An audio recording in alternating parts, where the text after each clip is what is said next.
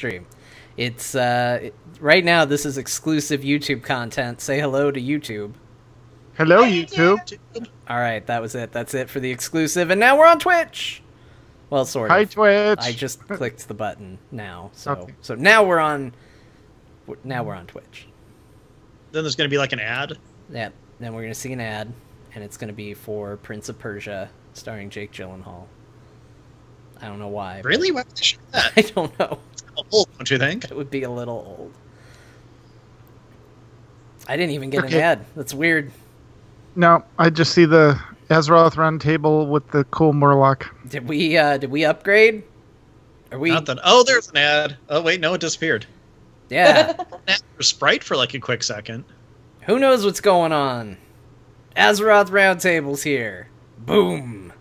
Roundtable doing stuff Skipping ads. and taking names. Skipping I was totally gonna say that. Well, I stole your line. Is Ro still here? Yeah, I'm still here. You awake, Ro Ro? needs it. Ro, how's it going? Hey, hold on, everybody. Ro, It's going. Yeah, hi, John. hi, Ro. How's it going? Is Ro Pokemon going right now? Because I can hear like street noise. No, it's a fan, and since we're in Phoenix, we understand the need of a fan. In fact, Ah. The fan's going to be turned off momentarily. you don't have to do that. We understand. I'm gonna Yeah, have it's totally fine. I just thought it was funny because I thought you were like outside Pokemoning while you were on the podcast. Yes, that's exactly what I'm doing. Hold on, Yeah. guys. I'm outside. There's a Charizard. I'm gonna this catch him with Charizard dropping everything and running. the Yeah. curveball. Hang on, I gotta drive across the parking lot. There's a rat-looking bastard over there. It shook once. It shook Did twice. you see that? Ben, did you see that video? Got away. No. Oh my god, it's the most hilarious thing. It's this woman from Texas, and she's 27. She's sitting in her car, just looking at the video, going, all these people are coming into my place of work after the Pokemons. So I figure if I catch all the Pokemons, then they won't stop coming into my work. But it doesn't work that way. And she just goes, it's hilarious. She's like, I'm 27. This is not where I saw myself at this point in my life. She said, I just drove across the parking lot to catch a rat-looking bastard over there. It's the best video. Okay, I've got a little gripe. I've got to air. Okay. Okay? I hate that people are like, you have to go into buildings and you have to do this, and no, you don't. No, you Be don't. like 20 feet away, Yeah. and you can catch them. You can catch them all. Damn it! Hell, you can be going 65 miles down the freeway and have your daughter catch him when she's sitting in the passenger seat. It's called Pokemon War Driving. As long as you're not turning. John and I found that out the hard way. No. Yeah. Poor little Zubat. Is he just when you disappeared gotta off throw the the side of the curveball. screen? Hi, Zubat. With great Pokeballs comes great responsibility. Yeah. I like that. This is true. That's the motto here, folks.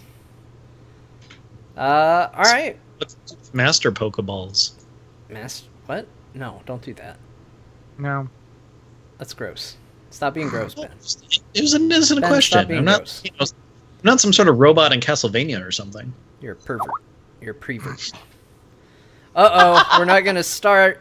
Rose having technical difficulties. Oh, Oh no! Skype claims another. damn you, Skype! What really happened is he saw a Charizard.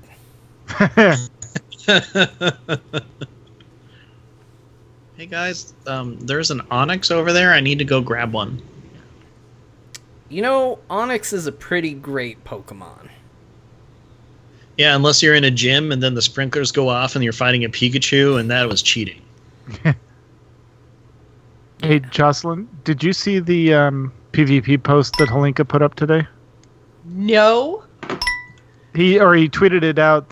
They basically said this is all the details behind the PvP templates. that are going live in Legion. So they kind of explained which spells they cut down and for what specs and all that kind of stuff. Put all the numbers out there for people to see. I am looking for it right now. If you don't find it, let me know. I'll tweet it at you. He's got notes. PvP stat templates and spell multipliers. Yes, that one.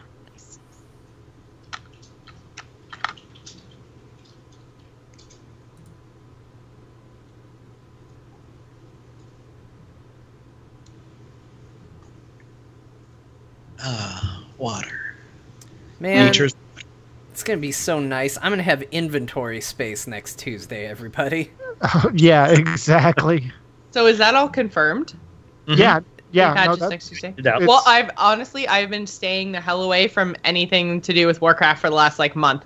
yeah, no, it's I confirmed. unfollowed a whole bunch of different Wowhead and all the rest of it, and I've just been do not spoil anything for me, damn it.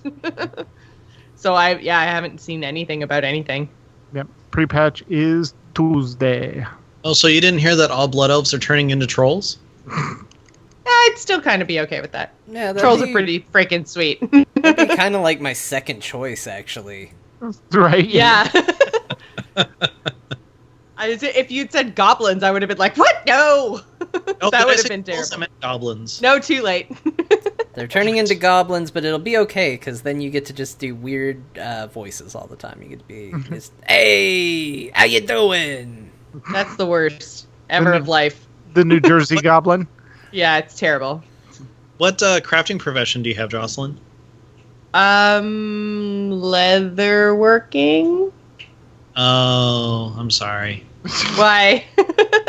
They're just taking it right out of the game. Oh, that's fine. I didn't do it anyway. I don't even think I'm at 700 yet. All you can craft is goblins. And saddles for PvP mounts you can't ride. Anyway. Oh. You just make the little goblin, the bar ticks down, and then he pops out and goes, hey, how you doing? And then that's it. That's what you got. Yeah. Now go skin more animals. Yeah.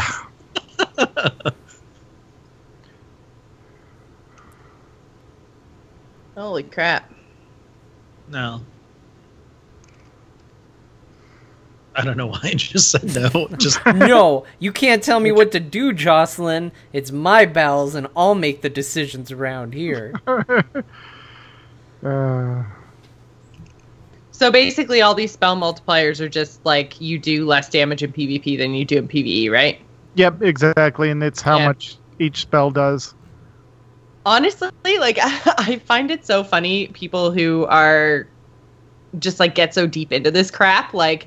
I don't care as long as the marksman hunter on the other side is doing the same amount of damage as I am. Well, actually, they always do less because I just rock. But I mean, as long as the same rules apply to both sides, I don't really give a shit. Yeah. They could make it 60 or 40 or 80 or 100 or 120. I don't care.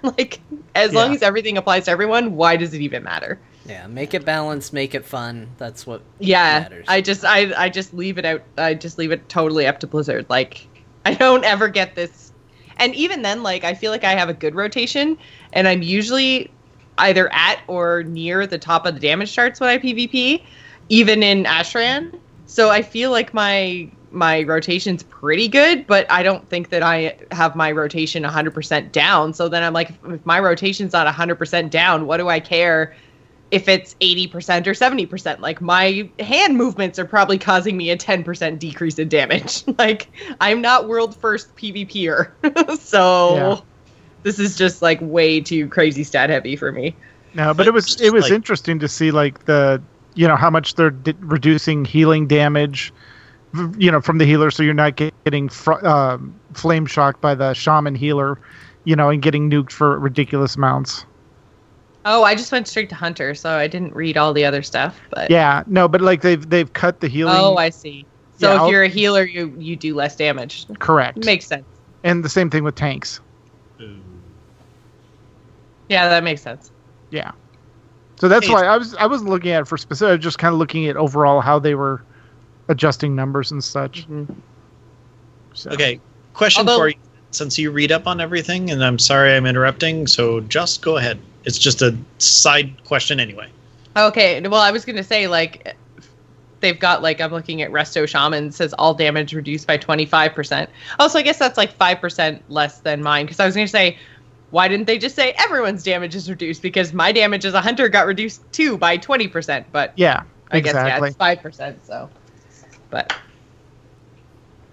What were you going to say, Ben? Okay. Ted, since you keep up on all of these things, is the achievement to get the trans-dimensional whistle going away on Tuesday? That I have not seen. I know Perculia just put up something on Wowhead that basically said this is stuff that's going to get harder or going away on Tuesday, so let me check. Okay, I will pull it up as well. I feel like that's probably a safe post for me to read, right? Yeah. Yeah, that one's probably good. That'll just tell you if you need to really focus on anything in the next week. Well, not even Yeah, week, I guess, because at this point. I haven't even been like playing Warcraft at all. Yeah, it's the first post on Wowhead, the Legion pre-expansion, what's coming, what's removed, and transmog resources and Legion talents. So, I think I'm good. yeah. Hello? Hello. Hey. So I had to reboot my computer, and then Skype decided, oh, I'm going to update myself. This won't take long. 5 minutes later. Right. It's alright, we had an in-depth conversation about Legion. Yeah. And we're done now. You missed it. We're done. Yep. Yeah. Okay, yeah, there's a section on battle pets. I actually am looking at it right now. Pepe Whistle, they're just recommending to do it while people are still LFRing. Yeah. That's all. That's so it. it's still going to be in there, so thank God. Oh, yeah. Kill Wow. Draenor bosses while wearing Pepe. Okay, yeah, it's in there. Cool. You're good. I'm happy now. Yeah. I love that Ash tweeted out, he's like, you know that whole list of things of what not to do before Legion? Yeah, I ignored that. He said I should have been paying attention to the what not to do before Legion and not vendored all those greens. Like, yeah. I'm like, Why is yeah. vendoring greens bad? Because they go, if you didn't equip the green, like if you're wearing chainmail as a hunter and you don't equip the green that you get like as a world drop or something that's not a quest reward, it doesn't go into your transmog closet. So if you sell it, then you don't get that appearance. But, you know, for some people that's huge. For other people, they're like, okay, I got the gold, I'm happy. Yeah, do you have to actually put it on, or could you just have, like, viewed it on your character? Because I've done that with, like, every piece that I've ever gotten. No, but I haven't actually equipped it. If it's a BOE, it has to be equipped. If you got it from a quest, you'll automatically get credit from it all the way back to Classic. Nice. If it was a raid drop or a PvP drop, as long as you have it in your inventory somewhere, you'll get credit for it. But if you, like, got it and sold it... you don't get credit for it. Right. Time to go okay. into I don't think I've ever item recovery and just recover everything. Yeah. Your mailbox doesn't hold that much. Please send me all 3,492 items pending. Thank you. Yeah. Yeah, and Bim's right. Most BOEs are easy to get again, you know, especially with starting to outlevel the content. But well, now with everybody actually hunting them. Yeah. Well, and you figure, like, I've got, and we can get into this in the show, but I've got like 2,500 salvage crates to open. So I'm going to have duplicates. They're going on the auction house. You know. Oh, wait. Cool. Ashran may not be as difficult as expected because you can queue up with other players for it as part of a battleground? What? What? I think we just made Jocelyn's night. I can do it again. I can still Ashran? I'm like 2 titles short of Warlord. I can only wonder how many people have said, I can still Ashran? Yeah. I tried queuing for it today, though, and the queue is, like, super long, and I was like, I just want them to bring back, like, grouping, so I'm kind of curious, like, I don't know. I would like them to bring back the ability to choose your 40-man group. Right. Yeah. I don't understand why that's so terrible. And then just queue 40-man groups versus other 40-man groups, and then you're done. Yeah. Well, it'll be. I'm sure people are going to pile into Ashram to Ashram. To finish. Yeah. Well, no, to test the new PvP templates and stuff like that, because that'll all be live on Tuesday. That's true. And then it's the easiest place to get what was Honor and Conquest points. So I don't know how that's going to change. Yeah, I know Conquest is going away. Now it's XP or whatever, but... Yeah, you get it out of there's tokens you can get out of the chests that are rewarded, and then you can use those tokens to buy the PvP specific tabards and stuff like that. Mm-hmm. But like all the gear really doesn't matter that much. I mean, less than, or it's about 10% if you're fully geared with all the upgraded gear versus somebody coming in just PvP gear. Mm-hmm. Yeah, versus like right now, like if you're fully honored gear versus being fully conquest geared, it's like a difference of like 30 eye levels. It's like 760 to 790 or something. And then, but the power level is like you're 125% more powerful or something. It's insane. Yeah. All right, you guys ready to start the show? Oh, we haven't started? Absolutely. No, we're talking Legion. We have to talk about Draenor. So. Oh, that's right. Okay. We got it, guys. It's the last time. Yeah. Ben and Jon told us we had to. We can't talk about the fun stuff. We got to talk about the old stuff. Remember, John, you're the one who said to set the tone correctly. I know, no one will believe that. Nobody hears me being like, come on, guys, let's stay positive and be happy. As soon as recording's actually on, I'm like, oh, bother. Perfect. Yeah. All right. Like I said, that's why I got my notes. How are we starting this, Ben? I would say I could just start it, or we can have our three guests try to do our traditional, hey, let's let's try that, and then we'll just have you start it when it fails miserably. Yeah. Okay. You guys just do what you do. Do you want to count down? All at the same time?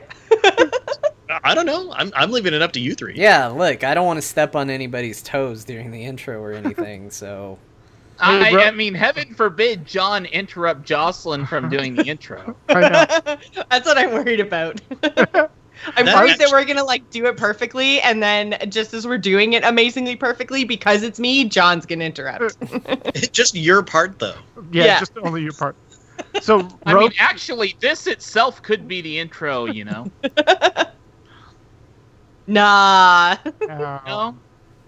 No, because we wouldn't want to do something like, welcome to Azeroth Roundtable with Ro, Jocelyn, Ben, and Jon! And you left yourself out. No, we can't use that one. Damn it. Although, you were like super excited, like almost like 3-ring circus announcer guy. I was trying. That's pretty good. All right. So in 3, 2, 1.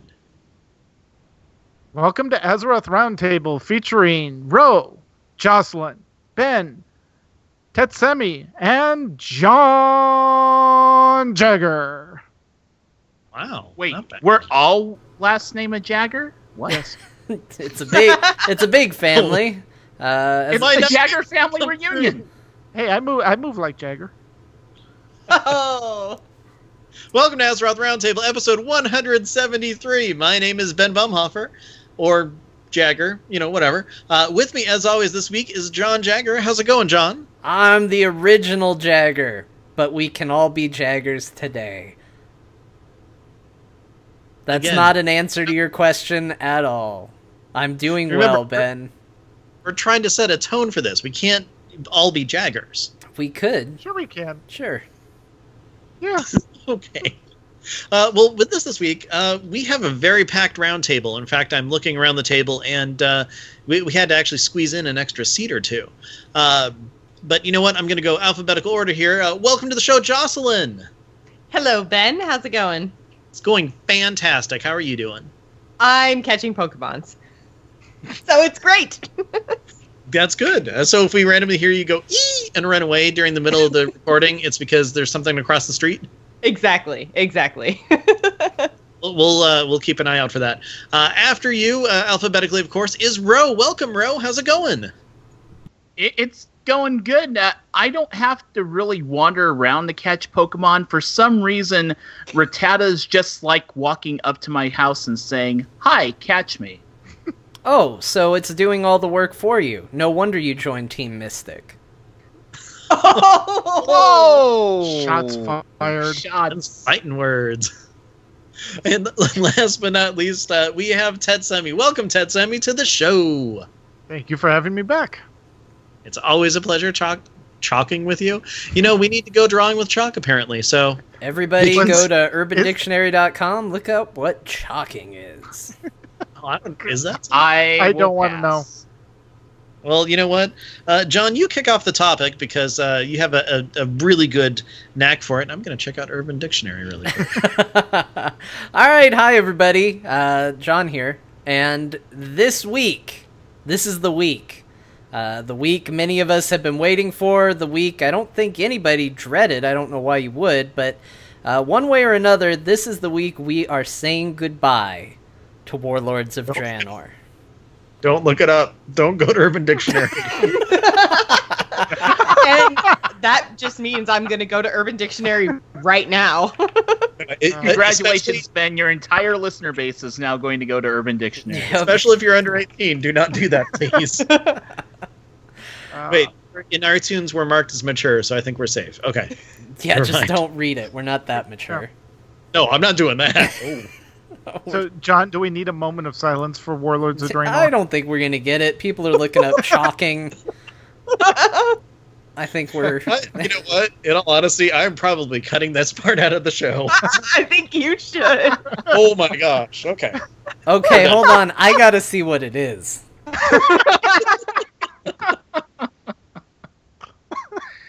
Oh, hi, chat room.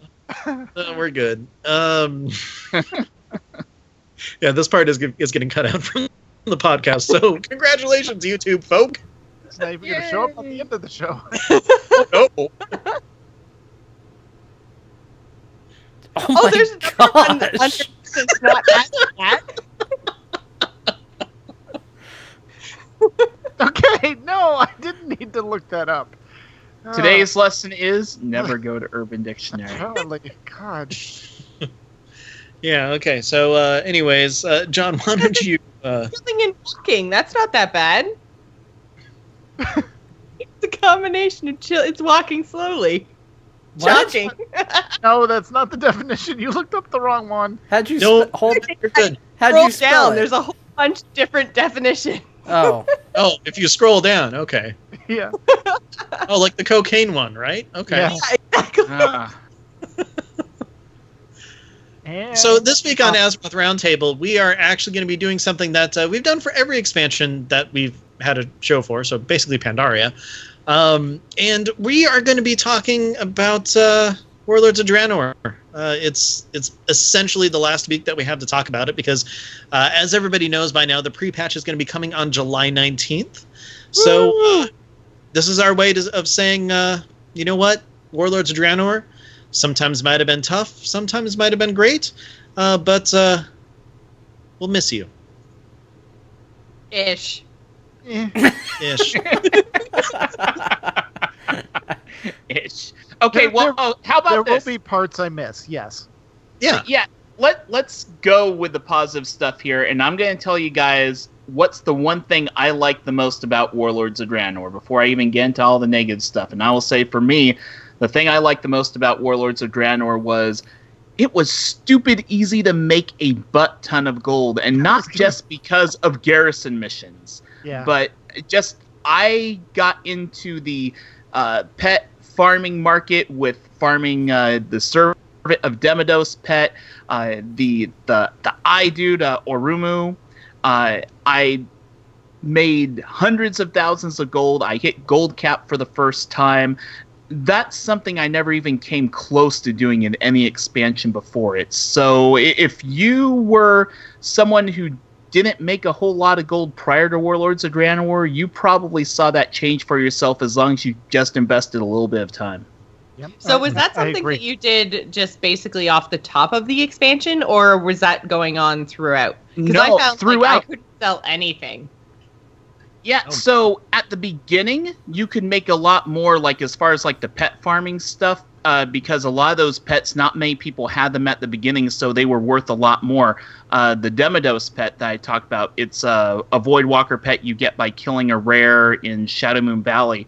At the beginning of the expansion, that was going for like 50,000 a pet. Now, at this point in the game, it's down to about 3,000 to 4,000 gold. So it dropped significantly, but I mean, it's still worth going out there to farm it every day because you can kill it once per day, and the drop rate on it was like a 1 out of 6 drop.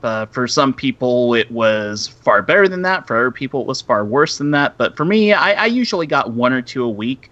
And that's where I made a whole lot of my gold at the very beginning of the expansion. I mean, the Garrison Mission tables, I made some money, but I don't play a whole lot of alts, so I'd say most of my money really came from the whole pet selling business.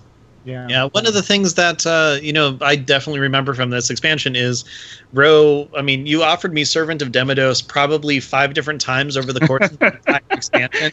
Hey, Which was Ben, so do you great. have Servant of Demodos yet? Why, yes, Ro, you gave it to me. Well, no, here's the thing. You took me on one of your trips one day, and I got the You drop got it the first time, Yeah, right? The only time I ever went there, and it dropped for me. I'm like, oh, okay, cool. But I mean, you offered it to a lot of people in our raid team, and I swear every time I talk to you, I think you had 1 or 2 up on the auction house. At least that's what it seemed like. Yeah, I was pretty constant with that when I was playing Warlords pretty much every day. It was just a part of my daily ritual was farming that pet because it was really easy to do. And as the expansion got later on and we got geared up, I got to the point where I could solo Demodos. Like at the very beginning of the expansion, you really needed at least 2 or 3 people to take it down because its damage was kind of rough. But I got to the point where I was able to put out enough damage fast enough to kill it before it killed me in solo plays. So it just became that much easier to make gold off it. Yeah. So Jocelyn, I know that we've had you on the show multiple times throughout this expansion. I think I know what your favorite thing from the expansion was, but Ro's given us his. What would you say is yours? Well, I'm not. I don't know. I'm kind of warring between 2 things, and it's because I'm a, I guess, new max level player. So the first thing is something that is, I guess, just everyone has the same experience with every WoW expansion. But because I was new to it, my favorite part was actually the first couple of weeks of Draenor, because it was so amazing to do all of the leveling and dungeons and getting to max level, doing that all in the first week with all my friends. I'd never had that experience before. Every other time at the start of an expansion, everyone else was way ahead of me by the time I got to the content. So even with Pandaria, I started playing just before Pandaria, but I wasn't actually at, I guess, 85 going into Pandaria. So by the time I hit Pandaria, it was maybe a month or 2 after release, and everyone was already raiding endgame stuff, and I was like, oh. I want to. Exactly. So this time was a totally different experience for me, where the expansion launched, I was ready to go. I'd actually played all of the patch 5.2, 5.3, all the stuff leading up to the expansion. I knew what was going on lore-wise. I was all caught up. And then so Warlords dropped, and I actually got to quest and do dungeons and things with my friends. And that was a fantastic experience for me. But then I think the thing that you were alluding to is Ashran and PvP. Yup. Oh my god, I love that so much. I played the crap out of that. Yeah, to the point where you're collecting the bones of your enemies. Yes, many, many, many bones. And it was actually really nice to have the garrisons for that specific reason, because having the Gladiator Sanctum not only gave me access to achievements that gave me titles, which are amazing, but I also had, by collecting the bones of my enemies, I could actually trade them in for gear and gold. And that was something that was really hard. If the only thing in game you really liked to do was PvP, it was really hard prior to Warlords to actually make a living, air quotes. Like, just getting gold was not something that PvPers really did as compared to PvEers. So having the ability to just have something in your garrison that was constantly churning out gold while you were PvPing was just a total godsend. Because then I could keep up with you guys when you were, like, buying things and doing stuff. I wasn't like, oh, I'm so poor. I'm still poor compared to Ro, but Ro I've just decided is a god. The funny thing is like my gold making is relatively tame compared to some of the like the hardcore gold makers out there. Those people got gold cap on like multiple alts. One of the more popular people in the community, Elvine, I think, has 10 characters at gold cap right now. And he's the reason why they're raising the gold cap in Legion to 10 million gold, I think. Oh my god, that's insane. Like, I'm literally seeing people in the chat room throwing around like, oh yeah, I make this much in a week. I'm like, that's my entire, like, bank balance in Warcraft. You're not alone, so don't feel bad. I'm like, yeah, I got 20,000 gold. I'm the happiest I've ever been. I'm at 84, and I feel like that's pretty good. That is pretty good. I mean, that's you are far away, Tet. Yeah, what happened, Tet? You decided you didn't want to be here with us? Did you have to go He's catch out a catching Pokemon? Nope. All right, hang on. Making gold was one of those things that I had actually, a fairly easier time with. I mean, this is the first expansion that I've gotten to 100,000, much less broken it. I will admit, one or two of those times I actually did buy a WoW token to sell because it's legal now, which was something that absolutely blew my mind when that was actually added to the expansion. I never thought that Blizzard would actually, take it upon themselves to give people that option. Yeah, that's super cool for people like Ro who have a ton of gold and maybe don't need to actually pay real money to play Warcraft anymore. Like, that's insane. Like, in an awesome way. I mean, that's probably never going to be the way my Warcraft life goes, but the point is that it could be. If I wanted to play enough and make enough alts and play the gold game, then I no longer have to pay real money to play Warcraft. And I don't think that anyone really saw that coming. We thought Warcraft was going to be a subscription game just, like, forever. Yeah, no, I agree. Mm-hmm, definitely. Now, Ted, you are someone in the chat room who says that you are making 50K a week. So, I mean, obviously, gold has been good for you. What about the expansion total, though? Like, are you, or what am I saying? What aspect of it, or what thing would you say is probably your favorite thing that came out of this expansion? I think the best thing for me was I could, because I'm an alcoholic. I'm a self-confessed alcoholic and an alcoholic. Well, surprise! It's a meeting. We're here now for you. Yeah. No, I was able to get 11 characters to 100, and their average item level is about 680. It's 10 on the Horde side, 1 on the Alliance side. And, well, what? You traitor. No, I have double agent. I'm not a traitor. I'm a double agent. Get it right. And I know for the fact that you have one over there, Joss. Yeah. Well, it's like a level, like, 10. It doesn't even count. But it actually allowed me to play all of the classes, get them to 100. Now, I wasn't crazy enough to do the ring on multiple characters. I only did it on one. When I was done with it, I was done with it. I wasn't going to run it.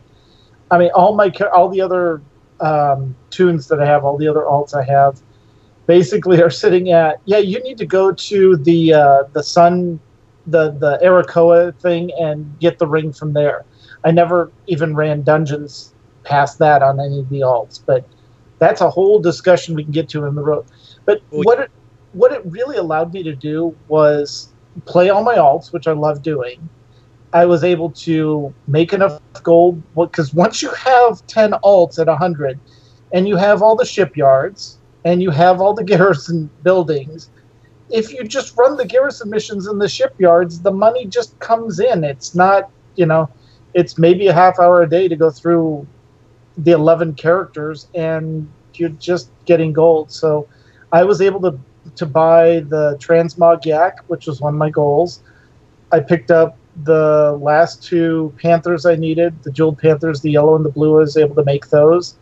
And I found somebody that mislabeled the Jeweled Onyx Panther on the auction house for 15K below the material costs.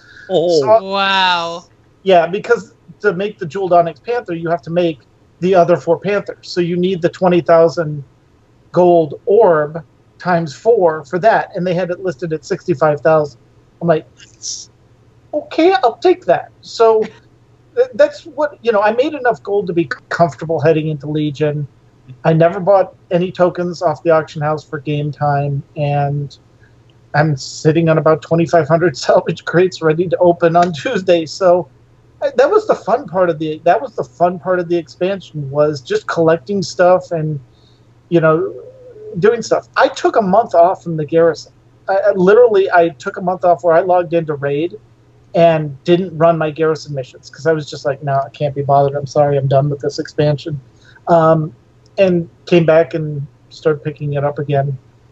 So that's what it allowed me to do, was with no new content, I could explore all the characters and take them into Tanan and find out which ones are squishy, and the fire mages really don't like being in Tanan at all. Yes, to vouch for that. As opposed to my monk tank, which would just like, okay, go get everything. No, go get everything. Okay, we're just gonna sit here. Here's a statue. Here's here's this. All right, go to town. Mm-hmm. So, Spin to win.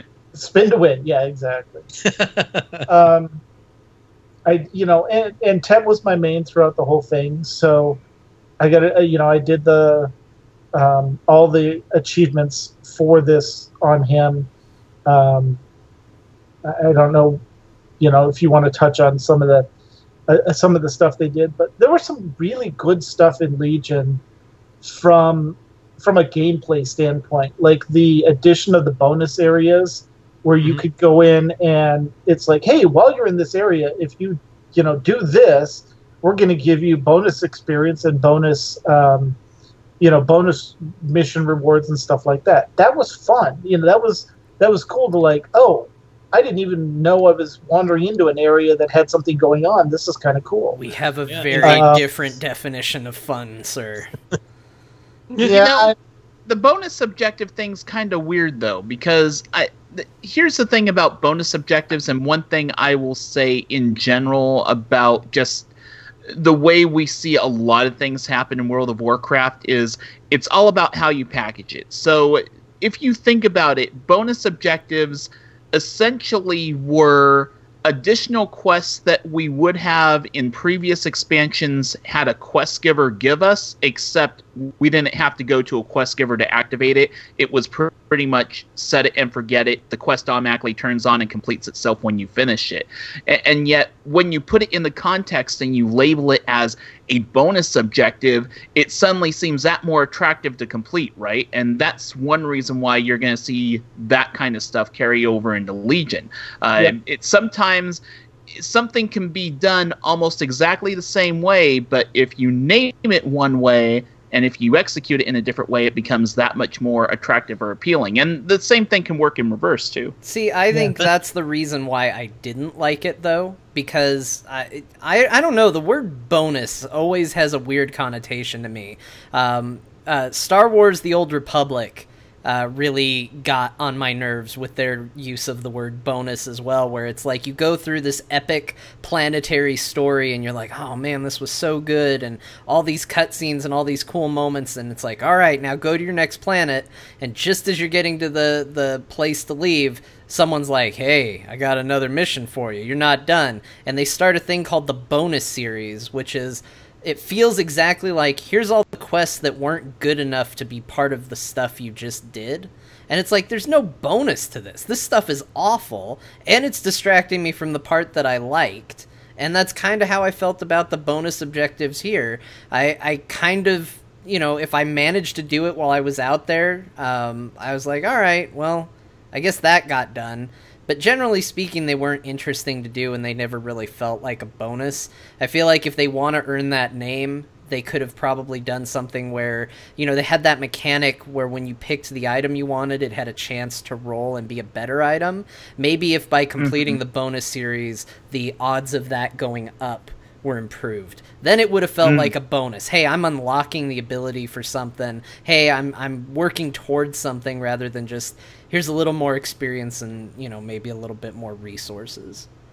But the big difference is that it wasn't a little bit of experience. It was like a huge amount of experience. And that's one of the things that, I mean, I saw it as like, oh, it's a bonus. It's a quest that they didn't want to tie to anything. And it's like, here, just make sure to do this to level up. I mean, I used the Elixir of Rapid Mind or whatever trick and leveled 4 or 5 characters from 90 to 100 in, you know, the amount of time it took to, you know, just kind of farm most of the stuff in a ton of those areas, take the thing, get the last one, and then boom, boom, boom, just level, you know, super fast that way. Yeah. And I mean, yeah, it's at that point it was cheating the system and stuff, but it just showed me that in normal leveling experience and everything, it actually was a bonus. I'm with you though in saying that it wasn't really like super appealing. It was just one of those like, oh, here's another area, and you know, it might have got people to explore different areas that they wouldn't have gone to in the first place, and you know, just added maybe a tiny bit of story on something. So I mean, it wasn't horrible, but I don't know. I mean, I'm looking forward to stuff like that again in the next expansion personally. The interesting thing about that whole thing with the leveling experience is that there were definitely methods to make leveling for like alts a faster and more convenient process. But I think one of the higher points with Warlords of Draenor that a lot of people talked about was that initial leveling experience. That first time you took your first character in Draenor from 90 to 100 felt really satisfying. There were a lot of great story points that were hit on the way, and a lot of people applauded that initial push of content from leveling up to max level. Of course, once you hit max level, that's a whole other story, but the leveling content itself was not bad. Right until you hit the back end of the grind. Yeah, So, I'd agree. That's pretty accurate.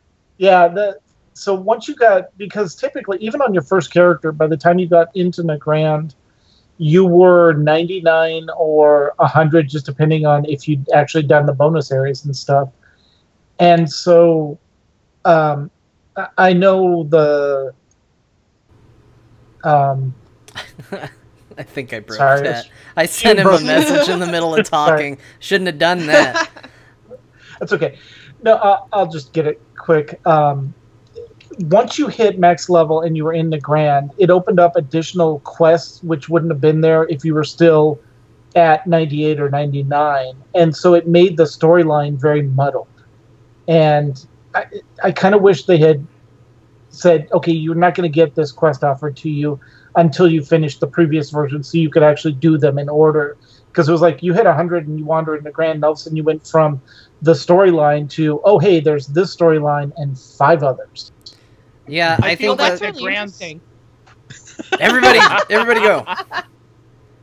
I was just going to say that was really interesting because I was 98 when I entered Nagrand, so I just, in my time progressing through the main story, I managed to hit 100. So I think I did it a couple dungeons like peppered in there, but I never got off track in Nagrand, so I didn't even realize that if you'd done all the bonuses and got up to 100 before you got there, that it was just a giant mess. Wow, I was going to say really quick, I ran into the same experience that Tet did when Nagrand, and I feel like that a lot of others hit that as well, and the whole Nagrand experience where things did seem kind of like out of order and such with level 99 and all of that may have played a big part in why they decided to attempt the whole scaling content for Legion questing so that you don't really run into that kind of issue. I think you're right. It's funny though, because I don't know if it's because I was like warned by you, Tet, or if I just kind of, you know, fluidly went through the zone or not. But I got there when I was 100, but same as you, Jocelyn. I didn't see any real issues with how I was progressing through the story with that and everything. I mean, maybe I just chose really well on which way I wanted to go with it and stuff. But I mean, Nagrand ended with Garrosh in a big giant stone hand for me, so it worked out. Yeah, I think my problem was I was chasing down all the treasures in Nagrand, so I was wandering into areas ahead of the story. That could do it. Well, that's your own fault. I did a good job of keeping on track. I didn't end up having a problem where Nagrand felt muddled. I just had a problem with, my interest is story and the leveling and the lore and all of that. And I think we just taken like the first little camp area in Nagrand when I hit 100. And it's like, well, man, now all these things have opened up and now I want to, continue to experience this story. But at the same time, this is no longer the most effective way to gear up. Right. Oh. Yeah. So it's a tough call. But kind of going back to what got us down this road, Ben. Yes. What was your favorite thing from Warlords? I'd actually prefer if you answered first. Okay. No, there's a reason for it, and I think that you'll find out after I give you mine. Okay. Like, you'll see where I'm with it. Sure. So my favorite thing with Warlords was definitely the questing. I thought this was by far probably the best experience I had leveling up a character in an expansion. I know that there's a lot of people out there that got kind of tired with how it played out when you had to go into alts. But for that first character and that first leveling experience, man, I was just hooked through the entire thing. And the story was so good that it pulled me into... it's kind of surprising I didn't end up finishing my Legendary quest this expansion, because I was the first person that I knew that was current to where the Legendary was supposed to be. And I was just super gung-ho at pushing that story forward and keeping going. I got way into it. And not only do I think it was really good, but I also thought it was an area that I was really worried about for the expansion. And so to like it as much as I did, I was even more surprised by that. No, I agree. I think the questing and the leveling was great. When we got to the end game and they stopped, even the questing for the ring Legendary, once you got into the raid part of it where it's go collect this stuff, I think that's where it just fell over. Mm-hmm.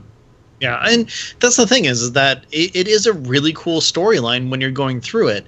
I know that John and I have criticized it, I think, with actually all three of you on episodes of the show, that tying the story behind the rating and the requirement for that for the Legendary ring and stuff was probably not the best decision.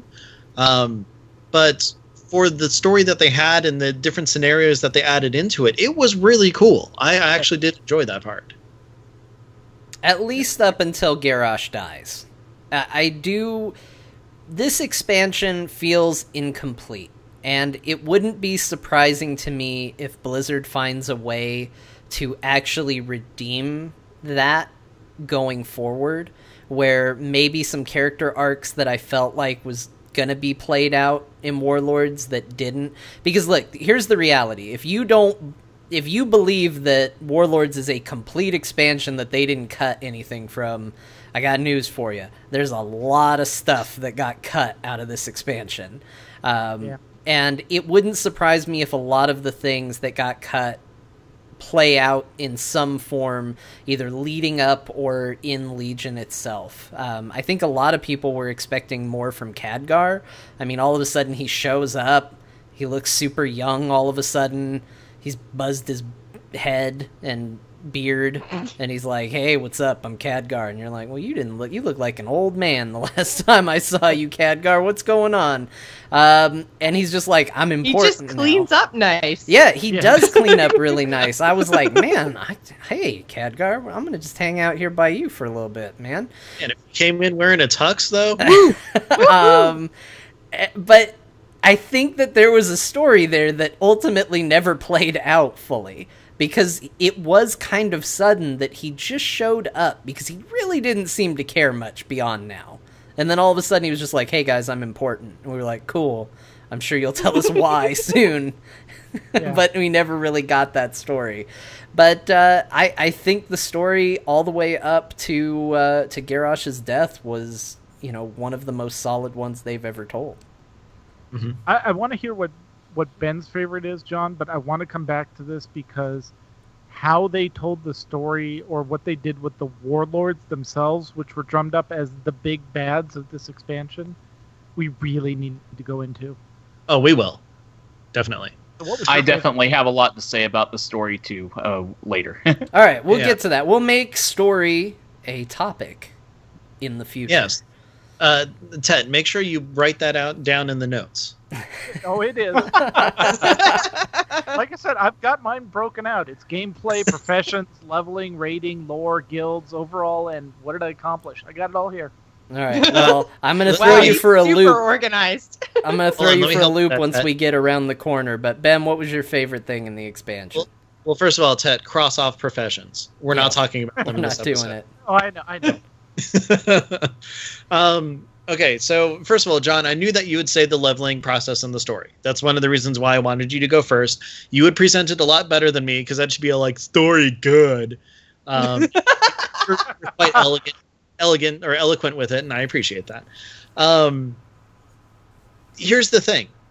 My favorite thing of this expansion, the things that I've done throughout the whole course of the expansion, is switching to a healer. It has absolutely nothing to do with the expansion itself, other than the fact that, and it's kind of a, maybe a backhanded compliment here, but the fact that it didn't produce enough content for a lot of people to stick around for the entire expansion kind of forced me into a position where I wanted to help out our raid team and switch gears to make sure that we can keep progressing. Now, that seems like a horrible thing, but it's something that I really enjoy doing, is, being with the team, healing. I'm not worried about, freaking out about DPS numbers anymore, which is fantastic. Now I'm just freaking out, making sure that, oh my God, Joss is almost dead, or oh my God, Ted's almost dead, or why isn't John in the raid? Things like that. But it's been really rewarding to me, and I'm like, granted, I haven't really enjoyed this raid tier all that much, but I mean, that's an entirely different reason. It has nothing to do with the fact that I'm healing it.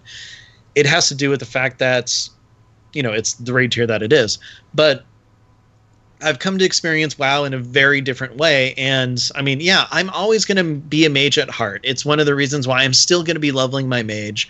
I still, identify with that character a ton in this game. But healing has been more rewarding, and it's actually made me enjoy raiding as a whole a lot more. So, cool. On top of that, and again, this is kind of a backhanded compliment. Because of the low amount of extra content that was put in this game, I got a lot of stuff done. I got a lot of random achievements done. I did a lot of transmog hunting. I went to Dragon's Soul way more times than I ever thought I would, trying to get a stupid mount that I still haven't gotten. And I mean, I'm doing stuff just to kind of fill time until the next content comes in, but at least I'm being productive with it. And I'm really enjoying that aspect of it, which is really weird. I've got kind of a weird one to go around this round table, and it may turn out to be really interesting, and it may turn out to be terrible, and if it's terrible, I apologize. But there's a story that happens every expansion that usually gets overlooked because when we get on podcasts and shows, we're so excited about the new shininess that it's a story that never gets told. And that is, what was your first experience when it came out? Did you, were you at GameStop at midnight? Were you impatiently waiting for an Amazon package to arrive? Did you stay up all night leveling? Everybody, I think, celebrates a new expansion launch in its own way. And I'm curious how everybody here spent it. I'll go ahead and start just to give the story. This was the first expansion where I didn't take time off of work for. Not because I wasn't excited. If I remember correctly, I had used up all my time off and was like, no, now there's an expansion. No. Isn't it right after BlizzCon? Yeah, I think that's why. I think that's why I didn't have any time off. I was like, I just used it on vacation. But what I ended up doing is the day before it came out, I got home from work, shut everything down, got all cleaned up, brushed my teeth, and I went to bed at like 5:30 in the afternoon. And as a result, I ended up waking up at like 1 in the morning and was like, perfect. This worked out incredibly. And proceeded to then play until it was time to go off to work again. And it was a great experience. I got through that whole opening area before I had to go into work, and it was a super cool portion of the game to play before you had to step away, and kind of a natural breaking point as well. So I actually really liked the way I handled it in this expansion, and I would not be surprised if I do it again. But does anybody else have a super interesting or at least just fun launch story? I think I do. So yeah, it happened right after BlizzCon, which also meant I couldn't take any time off really to play it. But that said, I decided to pull an all-nighter because the way they had things set up for this expansion, they already had the stuff patched in. So once it hit midnight, content was going to be turned on, your quest would pop up, active, you're ready to go. And that part of the transition worked great. The quest thing turned on and everyone's cheering and everything in chat.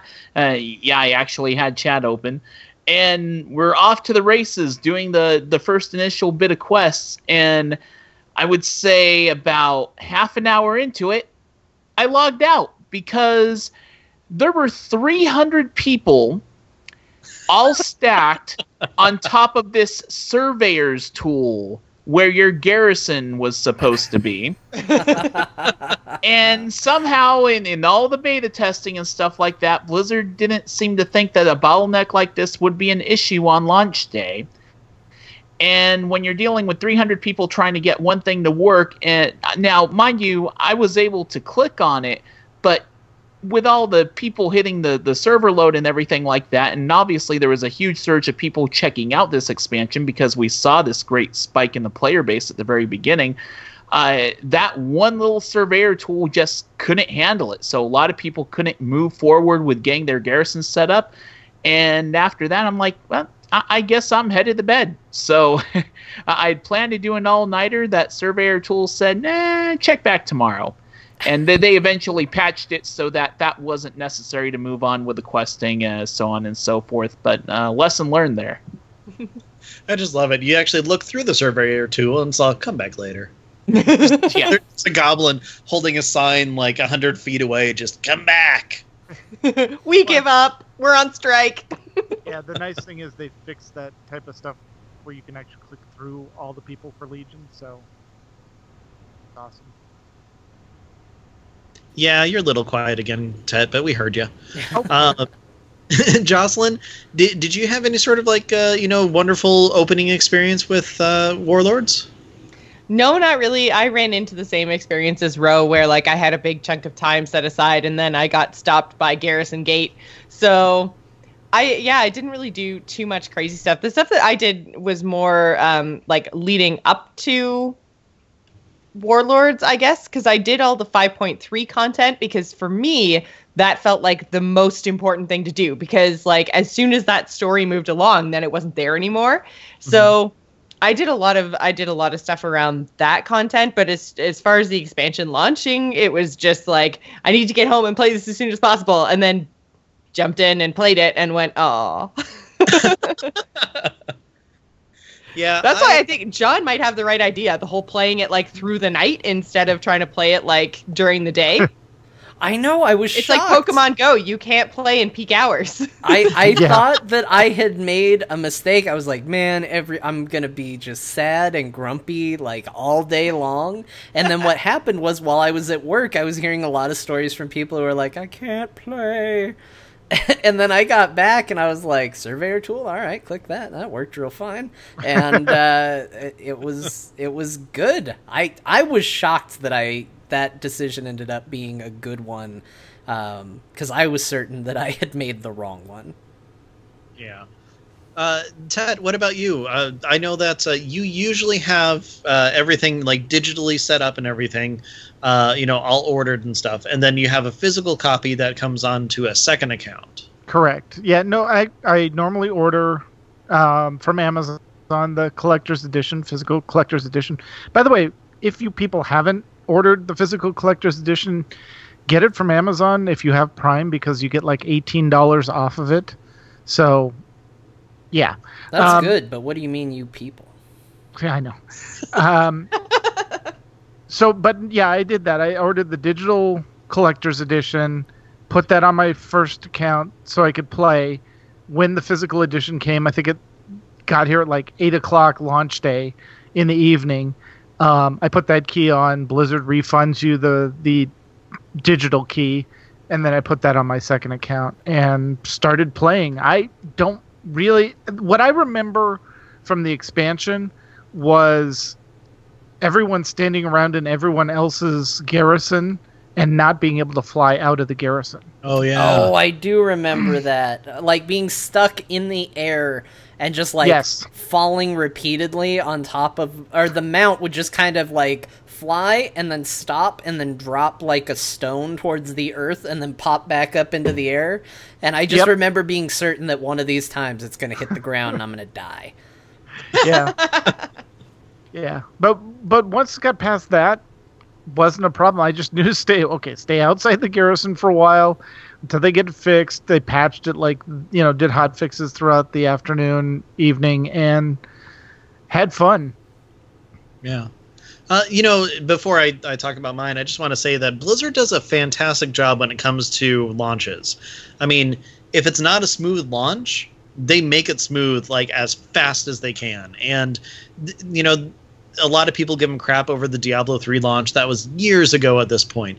And so many things have launched since then that, I mean, they've got their crap together when it comes to these things. Yep, I agree.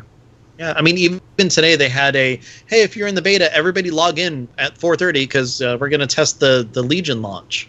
Yep. And, I mean, good on them for doing stuff like that. They're really making sure that you're able to get things done how you need it. Yeah, and I remember that Khadgar initially, because he was the person you needed to talk to start everything, they actually did a couple different things where they initially knew that there was going to be a bunch of people trying to click him, so they put him in a bunch of different spots where you could initially talk to him. You could talk to him inside a main city or go to the portal, and then, because people were still just getting on their big mounts and standing right on top of him, they put a bubble around him where I guess Khadgar was like, stop crowding me, and if you got too close, it just pushed you back a little bit. Dismounted. Yeah, and then you couldn't be that close on top of Khadgar. And that was all within, I want to say, like, the first 24 hours of launch. Yeah, I think so.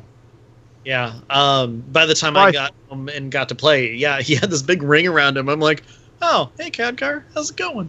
Well, and I think, John, if I remember correctly, they only had him out in the Blasted Lands to begin with and realized quickly, oh, crap, we need more copies of him. So they moved him into the cities and then started doing the bubble stuff. But it was quick. Also at 2 moons and 7 stars as well, because that's where I got. Yeah. All over the place. Yep. Funny story. I couldn't take any time off for Warlords because it was right after BlizzCon. Thanks, Blizzard. Yeah, thanks for that. But good news is that I've got the day of Legion and the day after actually scheduled off right now. So unless something catastrophic happens at work, I will be actually home for those launch days, which I'm really excited about. Since Yay! With Warlords, it's the first time that I didn't actually go to GameStop and pick up my copy at midnight because I knew that I had to work the next day. So I'm like, okay, I'll just get it after work, go home, eat something, then log in, and it's something that I don't ever want to do again with a WoW expansion because, I mean, granted, I was at work, I was checking Twitter every now and then, and just seeing some of the tweets coming out of especially, I don't remember exactly who it was. I want to say it was Ashayo, and one of the first things he did was his orc archaeology netted him the Frostwolf Ghost Pup. Right. And I'm like, I need that when I get home. It is the thing that I need. Yeah. Because, I mean, I saw the Frostwolf Pup, and, I mean, that's like, the cutest pet in the game right now. So, I'm like, if I can get a version of that, it's what I'm doing. So, I drive home, I stop by GameStop, I pick up the game, come home, type in my code, and I honestly don't even know if we ate that night or not. So I just jumped on as fast as I could, get through the whole beginning part, and it was great. I had a blast with it. It was like maybe about 7 or 8 or so by the time I was actually in game, and by that point, all the different issues with like Khadgar and the survey tool and all that stuff, they were all fixed. So I had no issues with that at all. So I'm going through, I make my garrison. I'm like, yeah, this is great. Look at the time. I'm like, it's only 11 o'clock. I can totally get myself a Frostwolf Ghost Pup right now. So then, of course, I go out and I spend the next, I think, 2.5 hours just doing archaeology in Frostfire Ridge. Oh my god. There were like only 3 archaeology points, and I just ran in a circle around them and just kept doing stuff until all of a sudden, boom, it popped up as my next one. I'm like, oh my gosh, I'm going to get it tonight. Got it, learned it. I was the happiest kid in class the next day. That's awesome. Ghost Pup. I like that while everybody else in the world is leveling and experiencing the story, Ben's like, I gotta do archaeology. At least it wasn't fishing. Oh. If I had to fish up a Frostwolf Ghost Pup, I would have been fishing. I know. That tells a sad narrative. Well, I mean, if you look at the flavor text for that pet, it's heartbreaking anyway. Yeah. But yeah, that was my experience with it. I mean, you guys know I like pets. I kind of go to extremes for them sometimes. But yeah, no, I had a lot of fun with that. And so, John, you brushed on something that I was actually really happy about, and that was the intro to Warlords. It turns out that if your boosted character, that was kind of your intro to it as well, which I found out later on when I took my druid through there. But for someone who, I hadn't read any of the books, I hadn't played Warcraft 1 or 2 or 3, it was kind of cool to see all the different warlords introduced like that. Now, I mean, the thing is, beforehand we had those really great stories, cinematic things for all the different warlords and everything, and I really enjoyed those. But getting in and seeing them in game, seeing the models, and kind of getting a small idea of each of them was really neat. Like especially Ner'zhul, I had no idea that. Like I totally forgot that. Oh, he used to be an orc as opposed to just a voice and armor. Right. Yeah. Mm. No, that was cool. I love the intro for the Warlords. Mm-hmm. Definitely. The ending? Can we talk story, John? Yeah, let's talk about the Warlords of Draenor. Okay. I'll just put it out there. I think the only warlord that got any treatment of any kind that actually lived up to the warlord status was maybe Kilrog Deadeye. I think that was the only warlord in his raid instance where they put him and what they had him doing was the only one, because when I found out from doing the dailies in Tanaan that Ariok, the orc, was still alive. The guy that helped you at the very beginning of the story was still alive, and Kilrog had him in the raid instance, and you could rescue him and get him as a follower. That felt like a complete story to that point, but every other raid boss just fell flat for me. I mean, every other warlord fell flat for me. I thought Black Hand was pretty solidly handled. Now, I know he wasn't ultimately this big, amazing... Well, he was a raid boss, right? Yeah, he was the final raid boss, but even then, it was just... By the time you got to him, you're like, eh... I think that as far as the warlords go, going down the list, I think Black Hand easily got the best treatment. Not only did he get to ice a couple fools, sorry, that was all the fans of Murad are like, what? Not only did he actually have some cool lore amidst the story, but then he actually gets to be a raid boss. He has a pretty cool, in my opinion, I only did it in Raid Finder, but I thought it was a pretty cool encounter. And I think he did pretty good. He was certainly a lot better than first boss that's just in a random arena fight for no reason. Like, no, I agree. Okay, I'll give you Black Hand, but yeah, the other ones, nah. Well, okay, put it this way. I, for one, can't name all the warlords in Warlords of Draenor. Yeah. And I think that kind of says all of it. Like, but Jocelyn, you love lore. I do, and that should just tell you how much I just didn't really care. They were just a bunch of orcs. And I'm Horde, too. I'm not even like Alliance, just talking down to orcs. I'm like... This should have been right up my alley, and I felt like it was just totally not. It just fell flat. They did a pretty good job of telling the story, but the story I was really interested in as I was leveling was to find out what was going to happen to Garrosh. So I wasn't even like paying that much attention to the outer stuff. And then they put a lot of the warlords in, I guess, behind that raid wall that we talked about with the legendary quest line. So you didn't even get a whole lot of payoff with, just going through and into that stuff if you weren't into raiding, which I wasn't. So, I totally fell off of the actual Warlords of Draenor, and I did PvP because that was fun. I was in Ashran a lot, but they didn't talk about the Warlords at all.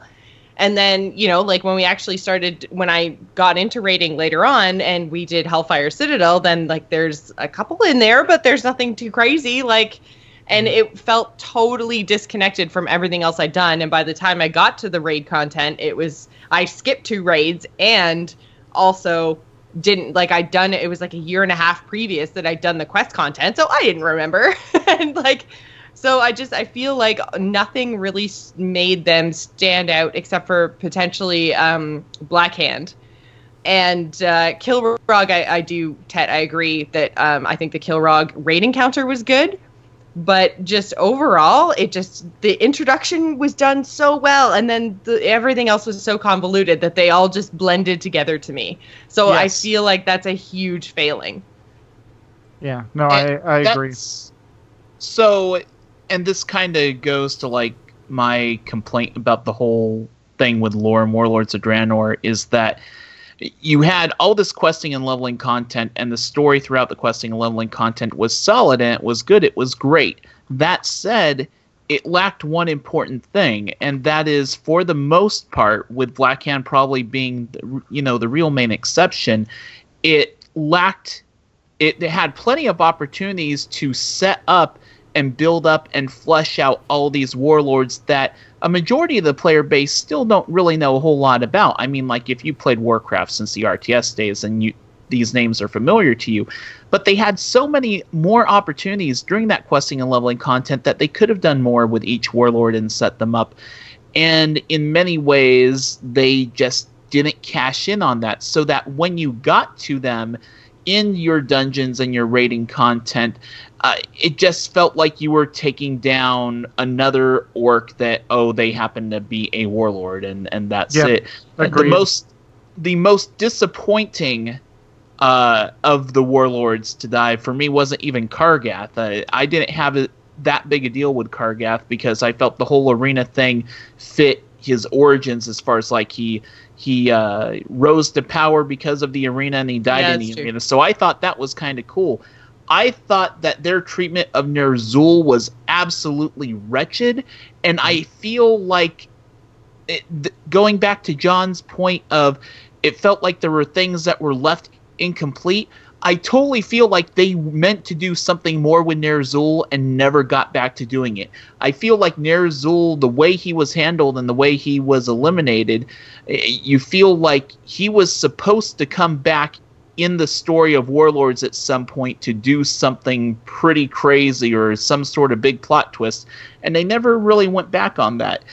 But speaking of Warlords, just one last thing I want to say is when I hear Warlords of Draenor, I don't think of just the orc Warlords of Draenor. I also think of the Warlords, you could say, on the good guys' side. So Vindicator Murad, the way they handled him, I thought that was pretty cool to a point. One of the biggest disappointments for me in Warlords of Draenor is that they had spent all this time leading up to the expansion hyping, we've got this great Draenei female paladin Yrel, and they did all this build up to Yrel this, Yrel that, and people are getting excited about Yrel. It's like, hey, it's a new, strong female character, and now this sounds like almost social justice warrior me speaking up, but whatever. I was excited to see a new female character that wasn't Jaina or Sylvanas take the spotlight in a World of Warcraft game and do something big and important. And if you played Alliance side and you did the whole Shaomoon Valley thing, you got a whole lot of Yrel. I feel like Yrel was a huge wasted opportunity. On top of all that, you get to the end of Warlords of Draenor, and Yrel is like, if you need us, we'll be here. And it's like, well, we need you in Legion, and you're still going to be there in Draenor. I feel Warlords of Draenor, the biggest frustration for me with lore and Warlords of Draenor is it felt like its mission was to just kill off Garrosh, resurrect Gul'dan, albeit basically alternate universe Gul'dan, so that you had a new bad guy going into the next expansion. I do not feel like there were enough things that happened in Warlords of Draenor that impacted the character development of characters tied to our universe. And there's still ways you could have made that happen. Even if most of the story took place on Draenor, I feel like we got no real serious character development for a majority of the characters tied to real Azeroth, with the exception of Garrosh died, Thrall did something I didn't expect him to do, and really that's about it. Yeah, and I feel like there was an obvious, like, way to bring in Yrel. You know, she obviously very affected by the death of Murad. She could have very easily been written in as wanting to come back with us to help take his place in our world. I even think that they could have upped the stakes and had the final battle with the Legion on Draenor, destroying the planet, and have a large number come through as refugees.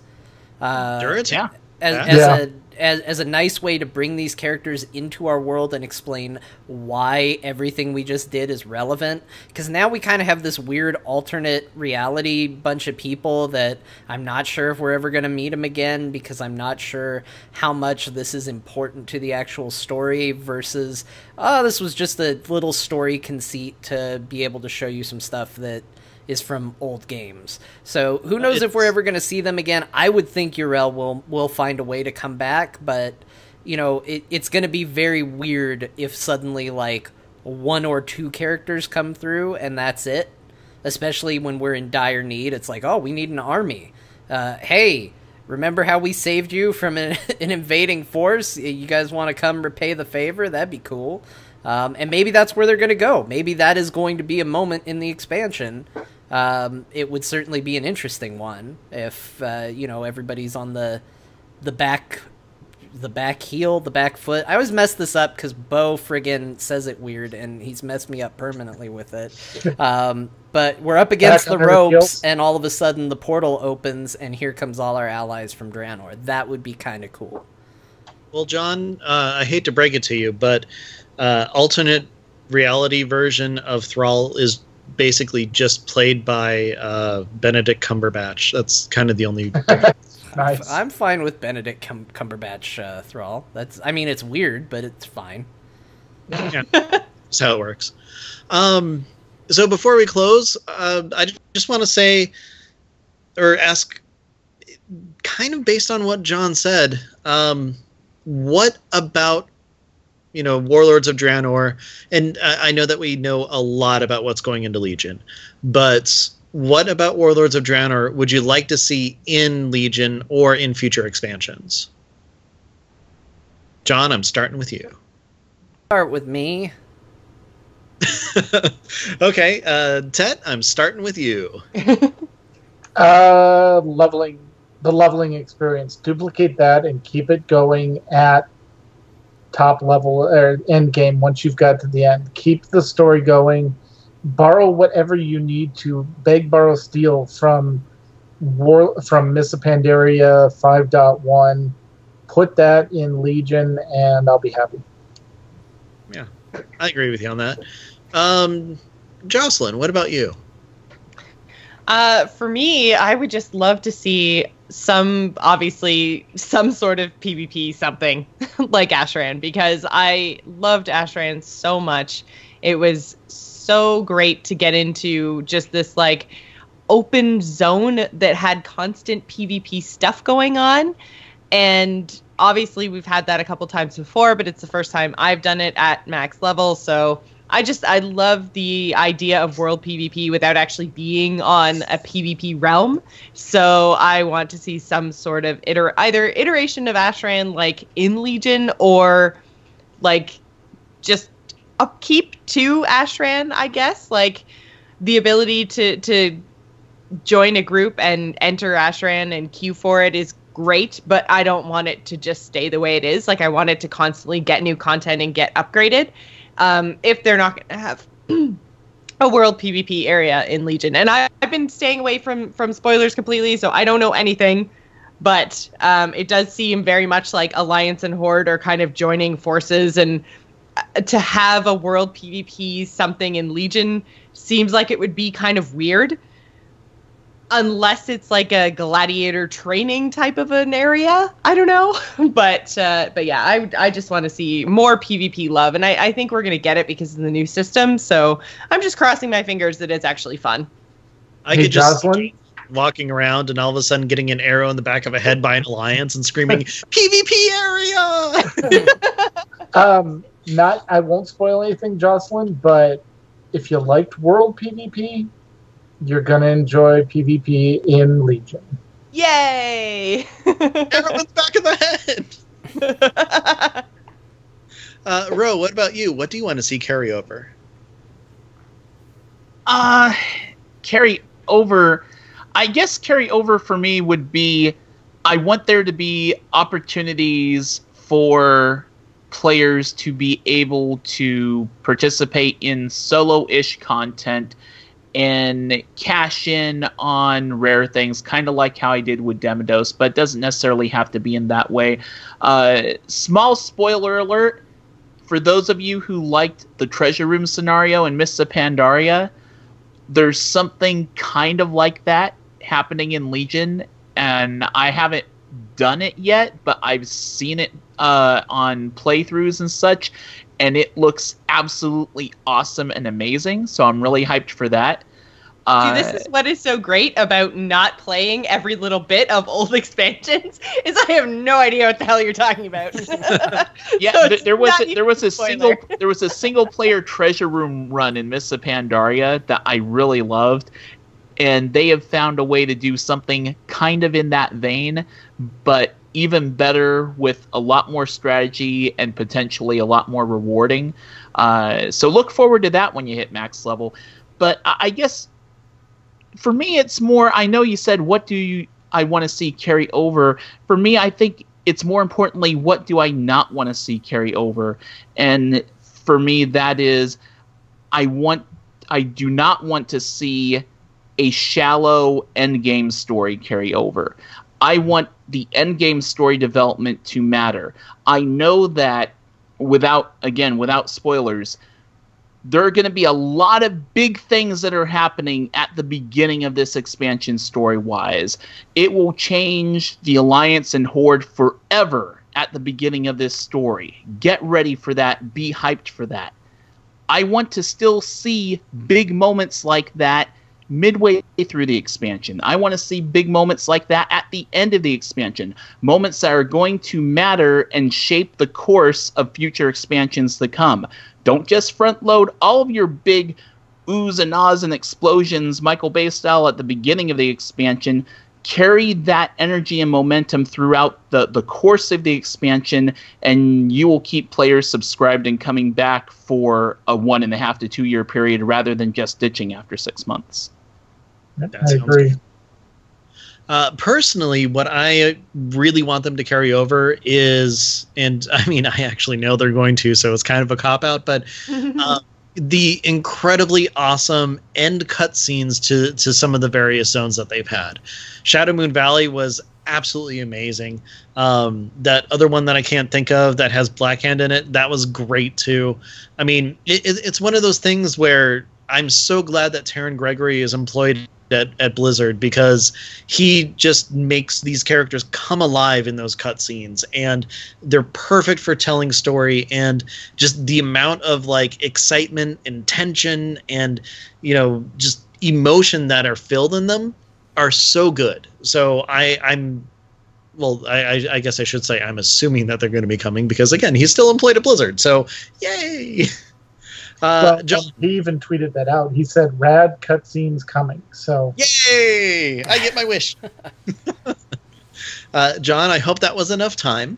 What about you? Like, what is your big thing that you want them to bring forward, or even small? I mean, I think most everybody has covered what I would say as my big thing. So I'll take one small thing, and then I'm going to cheat a little for a part two. I hope Gul'dan continues to carry over. And what I mean by that is, let's not just talk about Legion, let's talk about post-Legion.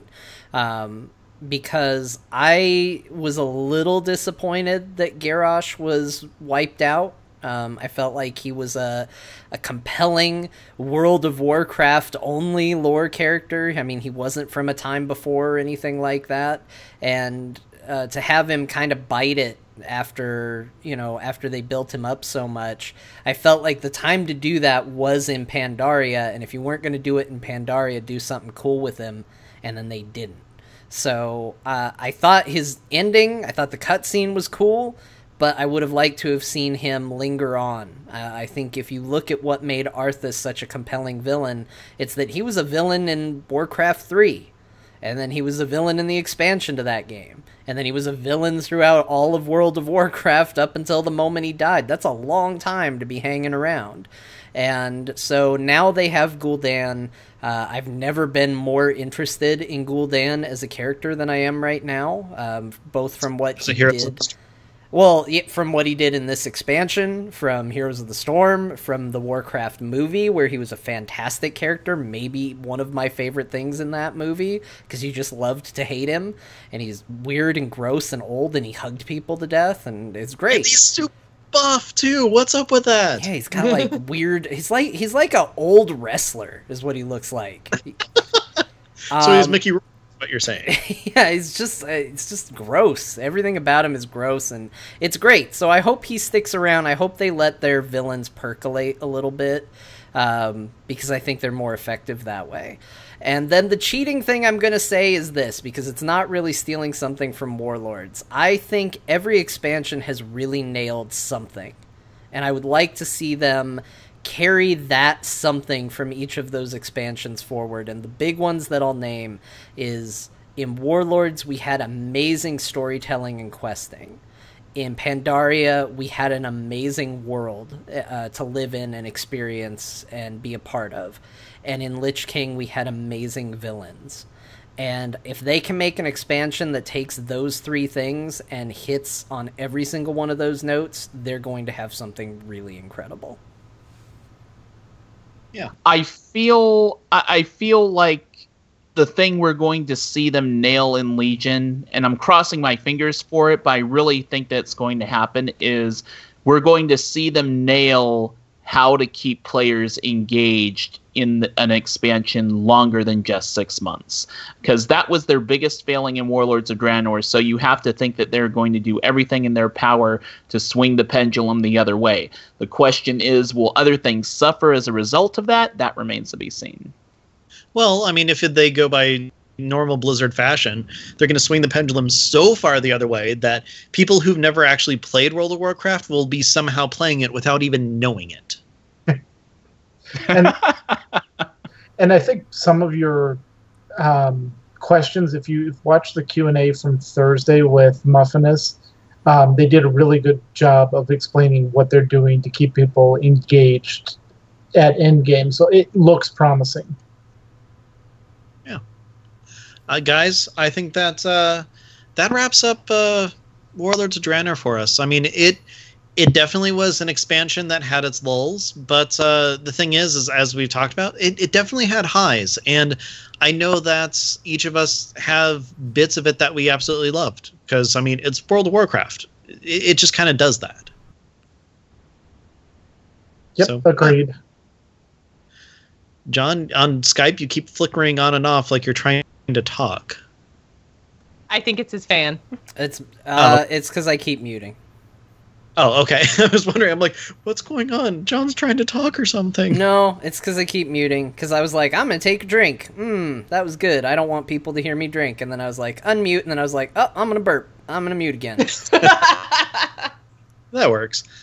Let's see. So, John, should we take care of business first, or what do you think? Let's go ahead and say, so last week I made a commitment. I made a commitment that we were going to have a brand new way to support Azeroth Roundtable. Besides the usual, go to geekasylum.etsy.com for the official Azeroth Roundtable keychain or necklace. And I've been true to my word. So as of today, as of just before the start of this recording, we have officially started the Azeroth Roundtable Patreon account, which you can check out at patreon.com/AzerothRT. Go there, check it out. We've got some cool stuff as far as rewards go, but honestly, we've had a lot of people say, how can we support the show? And we said buy a t-shirt back when we had a t-shirt. And people sometimes said, much to our confusion, what if I don't want a t-shirt? I was like, well, yeah, but you get a t-shirt. So I didn't understand that, but now we have a way to directly do it. The Patreon, I do want to say just up front so everybody knows, because I don't want anybody surprised by it. It is a per main episode Patreon, so in theory, you're going to get charged about 4 times a month. So keep that in mind before you, when you're selecting what level. But check it out, and we really appreciate everybody who has wanted to support us when we had dumb ways of doing it, who wanted to support us when we had different ways of doing it, and continues to want to support us going forward. We thank you all so much.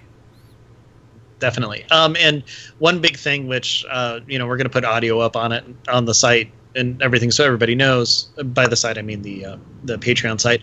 This doesn't change your experience at all, so don't worry about that. Yeah, with the exception of we're going to probably talk about that instead of a t-shirt. That's about the only impact you're going to have on what you would normally hear from us week to week. So this is the most we're probably going to talk about it. And then after this, it should be pretty much business as usual. But you will be able to potentially unlock more stuff from us. So it's all going to be bonus. It's not going to affect the show going forward. Exactly. So with that being said, everybody who's here with us, thank you very much for joining us. Jocelyn, where can people find you? You can find me at Joss Plays in all of the places. I am jossplays.com. I'm Joss Plays on Twitter, and I'm Joss Plays on Twitch. And you can find all of my podcasts and everything else on amove.tv. Perfect. Ro, how about you? Where can people find you? You can find me on Twitter at Rowow, spelled RHOWOW, and I do a little podcast called Realm Maintenance. If you are into podcasts for all Blizzard games, and you can find that on Twitter at Realm Podcast, or find the show at realm-maintenance.com. And Tetsemi. I am at Ivory Tiger on Twitter, and I also do a little podcast called the AIE podcast, which is for our guild, and we do that every 2 weeks. And we're all guildies here. I just realized that. Yay! We're AIE! also all raiders. Well, Yes. four of us. Four of Yeah. us. Yeah. I raid sometimes. You raiders. The store. Anyways, John, where can people find you? If you want to hear more from me, the best place to do that, besides here talking about World of Warcraft, is listening to me talk about Heroes of the Storm, and that is a part of the Core podcast. Core.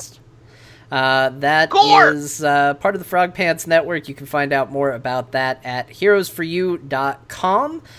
You can also check out the live recording of that every Tuesday from 6 to 9 Pacific Standard Time. Yeah. If you're looking for me, you can find me on Twitter. I am at Ben the Mage. I do a show with Eludra called Battle Pets, and I do a show with Alakaz and Lita called Geektopia. We're actually recording Geektopia tomorrow night. It is not live, but we are recording a commentary track for the 1990s Captain America movie. Anyways, check that out. This show, however, you can find us on Twitter. We are at AzerothRT. Make sure to stop by and support us if you'd like on the Patreon, which is patreon.com/AzerothRT. If you have any questions, comments, want to tell us your thoughts and happy moments about Warlords of Draenor, make sure you send those emails to AzerothRoundtable@gmail.com. And, of course, our intro contains music from Volatile Reaction by Kevin MacLeod. You can find more of his music at incompetech.com. And I totally forgot to mention that we have AzerothRoundtable.com, iTunes, Stitcher, TuneIn, and Alpha Geek Radio for all of our episodes. And with that, Warlords of Draenor, thank you very much for your time. But it's time to go. Night, everybody. Bye, everybody. That's how you say goodbye to Bye. an expansion. Bye, everybody. I guess. I don't know. That works. Yeah. So, that's an episode. That's an Yay. episode. Hey, guys, thank you so much for coming on for this week. We really appreciate it. Thanks for having us. Yeah, thanks for having us. It was fun. Hey, you Yeah. have your first patron. Oh, hey. Oh, snap. I know Oh we my- do. Tet was our first, technically. But, man, this is great. The people who are on the show right now are being our patrons. That's fantastic. What's Um, going on here? All right. You know, you're getting charged for the episode you're on. Yeah, that's gonna be weird, right? You're gonna get billed. You're like, hey, I made that episode happen. Dang it, they should be paying me. Paying me. Hashtag number 3. Oh man, look at that. Thank There you you go. guys. Hey, Ben, Yes. throw this on the end if you want. I know we didn't get covered in the show, but Okay, hold on a second. Let me hit record. I am recording again, Ted. all right. Just real quick, where do you guys rank this expansion compared to all the others? Ben? It's the worst. Sorry, let me put it in Top Chef Would you language so phrase that it sounds like in us. a productive way. To answer that, Tetsemi, it is my least favorite. Gotcha. John? Come back to me. Okay. Jocelyn?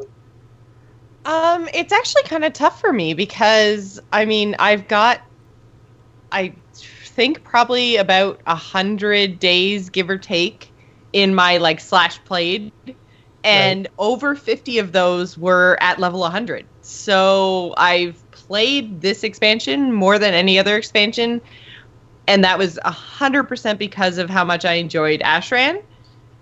But in terms of like actual story and content and villains and environment and stuff like that, it's probably second last. The only one I would say that was worse was Burning Crusade. But I didn't do that at level. I was just trying to grind through that. So, Yeah, and I can see that. yeah, like I didn't do that with other people. I did that just by myself. And literally every single time I get a character to 60, I'm like, God damn it, I have to do Hellfire Peninsula, and that's the worst thing ever. Yes, it is. Yeah. Yeah, so I think, I mean, and again, I didn't obviously do raiding in Burning Crusade, and I've never gone through and done it like a full zone, doing all the quests and getting the story, because everything was so squished by the time I got to it that the current state of Burning Crusade is terrible. Yeah. So, I mean, like, because I didn't know what it was like when it was potentially good, I would say Burning Crusade is worse. But again, my experience in Warcraft is so different than everyone else's, where I came in at the end of Kata. So, Right. but I definitely did not enjoy it. I thought Mist was a lot better. Ro? I'm not going to include Classic or Burning Crusade because I wasn't around for the complete version of either of those. So with the rest, I would have to say Wrath of the Lich King was at the top of my list, followed by Mists of Pandaria, then Warlords, then Cataclysm. Okay. And Was Kata that bad? Kata was For me, Kata was that bad. The only thing that kept me from not unsubbing in WoW or leaving WoW in Cataclysm was the fact that they did their whole Diablo buy Diablo get free Mists of Pandaria beta. So I did that, got to try out Mists of Pandaria beta, and realized that Pandaria is cool enough for me to stick around. But if I hadn't had a chance to experience the Mists of Pandaria beta, I don't know if I would have even bought the game to begin with and check it out. Cataclysm ended up breaking the raid team that I was with in a really bad way. We lost a whole lot of people in our guild and our raid team, and it just wasn't the same kind of fun anymore. And I really kind of changed how I approached the game for a while, from being less about being dependent on guild players and being more focused on finding what was fun for me and not being as dependent on people around me in my guild, which is funny when you consider that I'm in the AIE right now. I was going to say, was this pre-AIE or was this? Yeah, it was pre-AIE.